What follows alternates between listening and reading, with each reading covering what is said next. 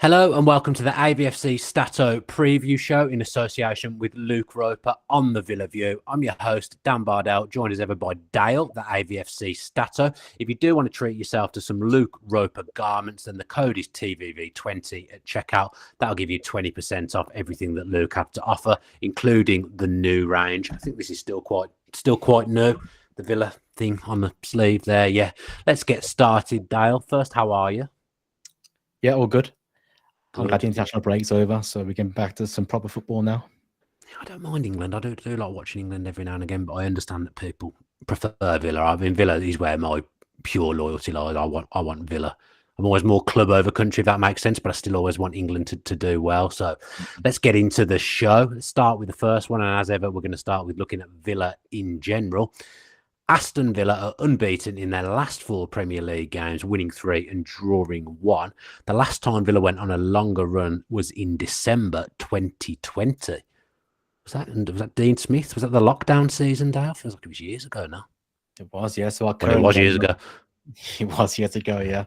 Yeah, so our current run we're on, beating Everton, Palace and Bournemouth, and drew with West Ham. And like you said, our last unbeaten run was in December 2020 under Dean Smith. In that run, we beat Wolves 1-0 away. We drew with Burnley 0-0 at Villa Park. We won back-to-back games 3-0 against West Brom and Crystal Palace. And funnily enough, the last game in that series of fixtures was away at Chelsea, as where we drew 1-1. So good omen heading in for Sunday. Yeah, Bertrand Traore was on the score sheet, if my memory serves me correctly that day. So yeah, that is a good omen.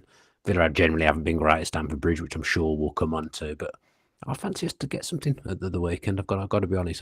I fancy us every week at the moment. It's a little bit weird actually, because I've been doing a tour of the East Midlands today with Sky Sports News, and we were talking about teams and football in general, obviously with the journalists. And I'm saying at the moment, I'm in that weird position where I kind of fancy Villa every week, and this little mini run that we're on at the moment came off the back of 3 defeats as well, didn't it? So that kind of makes the run even more impressive, that they've shown that resilience and they've bounced back.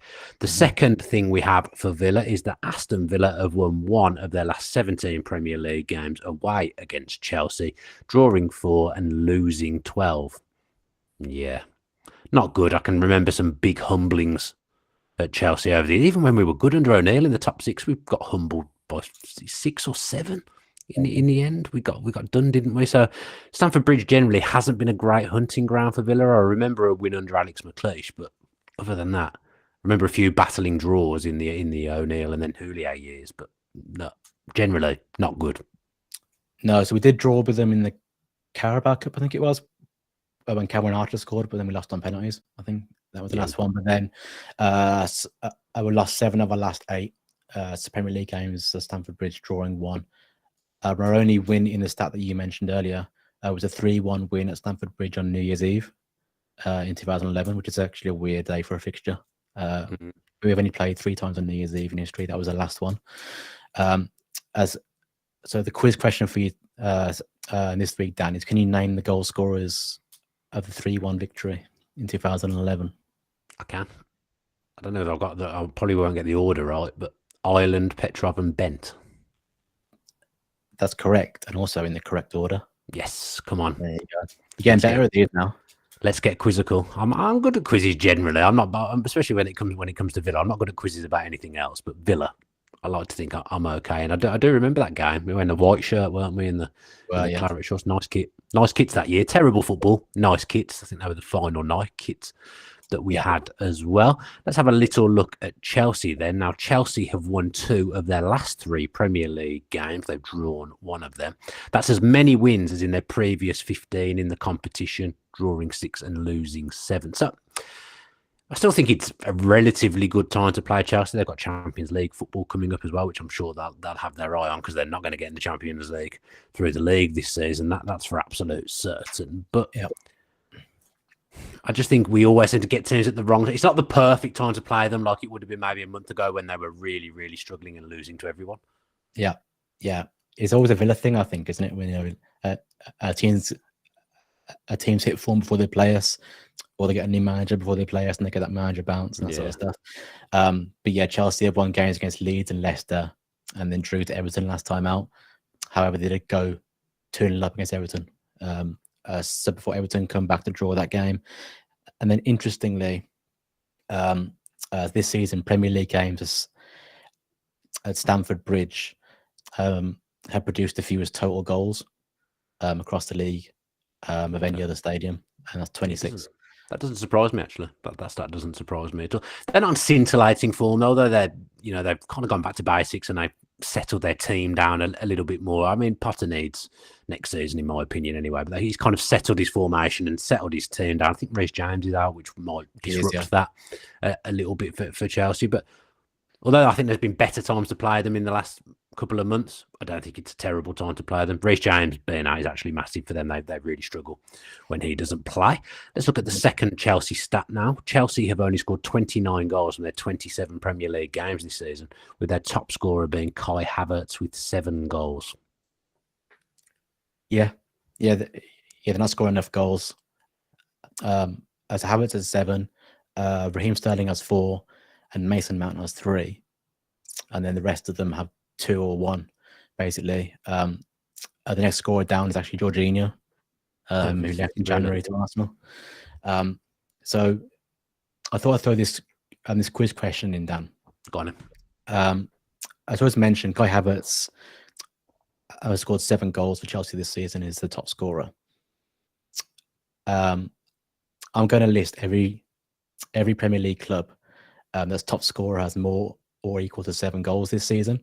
And all you have to do is tell me the top scorer for each club and a bonus point if you can get how many goals they've got. God, I mean, I don't back myself with the goals, but I might back myself to name the player. Yeah. So starting off, Man City. Haaland. Mm-hmm. It's just Premier League goals? Just Premier League goals. 29? 28. Damn, I changed in my last second. Spurs. Kane. Yep. 18. 21. Brentford. Tony. Yep. 13. 16. Get the names right. Yeah, you are. Perfect. Yeah, Man United. Rashford.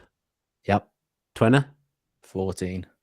Miles off the numbers, aren't I? So the numbers, by the way, are going down. So like, we'll probably give you I've not been playing the game properly, so that won't help. Yeah. Arsenal. This is the tricky one I wouldn't have got. Torn between 2 here. I'll go Saka. Martinelli. Damn, that was the other option. They were the 2 I was torn between. Yeah. Want to guess the number? 10. 13. 13. Newcastle. Almiron. Yep. 11. Perfect. Wow, finally got one right. Liverpool. Salah, I presume. 10. 11. Fulham. Mitrovic. Yep. 10. 11. Damn, I'm so close to going 11 again. Leeds. Rodrigo. Yep. 9. 11. Oh, why is everyone on 11? 3 more. Aston Villa. Watkins. You're on 10. 9. And then Leicester City. There's 2 here, joint 2. I will say Maddison and Barnes. Correct. 8. 9. And then 2 for Brighton. And they're on the same number as Kai Havertz. So they're both on 7. Yeah. Mitoma. Nope. Oh. McAllister. Nope. Brighton. It's not one of them 2. March. And then 1 place for Arsenal. Oh, Trossard. Yeah. It's also, well, really the whole thing didn't go well for me, but I got most of the names correct. Yeah. If you played along at home, let us know what your score is. Thank you for making me look silly, Statter. I always appreciate that. Let's finish as ever with the peak Villa section. 2 of Aston Villa's 3 biggest away Premier League losses have come against Chelsea at Stamford Bridge. I mentioned them both earlier. So what was it? An 8-0 and a 7-1? Yeah, so the first one was a 7-1 loss at Stamford Bridge in March 2010 against under Martin O'Neill. Frank Lampard scored 4 goals, while Malouda got 2 and Kalou got the other. Carew scored for Villa, didn't he? Carew scored for Villa. Yeah, Come on, Daniel. Yeah, there you go. You get the bonus points back up. And redeemed. then the other game, it's Villa's biggest Premier League loss. I remember it. 8-0 in December 2012 under Paul Lambert. There were 7 different scores for Chelsea on that day, which I believe is still a record in the Premier League. It was when it happened. Fernando Torres, David Luiz, Branislav Ivanovic, Eden Hazard, Oscar, and Ramirez got 2.